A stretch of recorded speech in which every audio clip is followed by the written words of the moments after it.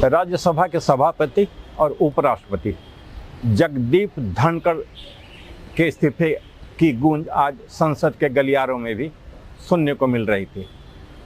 सभी के जुबान पे एक सवाल जो तैर रहे थे वो यह था कि अगला उपराष्ट्रपति कौन होगा।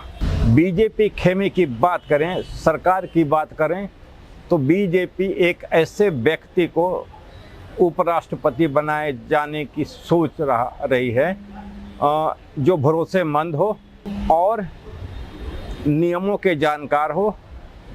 उसमें कई नाम हैं और इसके लिए बीजेपी को अपने जो एलाइज पार्टनर्स हैं उन सभी से बात करनी पड़ेगी, खासकर जो बड़े एलाइज पार्टनर हैं टीडीपी के चंद्रबाबू नायडू, जेडीयू के नीतीश कुमार और एलजेपी के चिराग पासवान। उसके अलावा और जो छोटे एलाइज पार्टनर हैं उनको भी विश्वास में लेना पड़ेगा।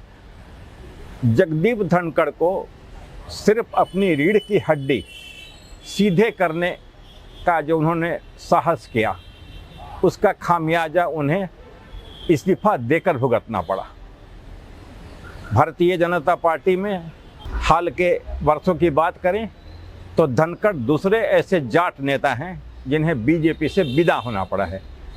इससे पहले सत्यपाल मलिक जो जम्मू कश्मीर के राज्यपाल थे उनको भी, उनके साथ भी बीजेपी ने जो बर्ताव किया वो आम तौर पे उनको नाराज़ करने वाला था और उसके बाद सत्यपाल मलिक ने कई खुलासे किए और सरकार को मुश्किल में डाला।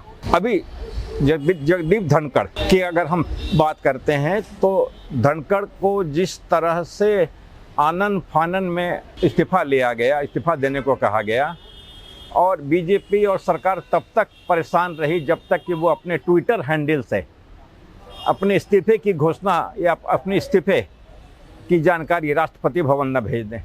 परसों की रात की बात करते हो तो 9:25 पर जब उपराष्ट्रपति ने राष्ट्रपति भवन में अपने इस्तीफे भेजे तब जाकर के भारतीय जनता पार्टी और सरकार को चैन मिली।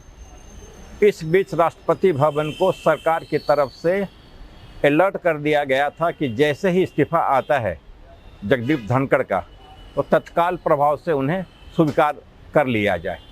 ये एक ऐसी घटना है जो भारतीय इतिहास में देश के सबसे संवैधानिक पद के दूसरे नंबर के अधिकारी के साथ ऐसा किया गया है। अब बीजेपी को उनके इस्तीफे को लेकर कई तरह की सफाई देनी पड़ रही है और बीजेपी की फजीहत सी हो रही है। उससे बचने के लिए बीजेपी अपने तरीके से तर्क ढूंढ रही है, तर्क पेश कर रही है। बहुत बहुत शुक्रिया आपका। मैं हूँ राजीव रंजन नाग, न्यूज़ ट्रैक 24x7.com के लिए।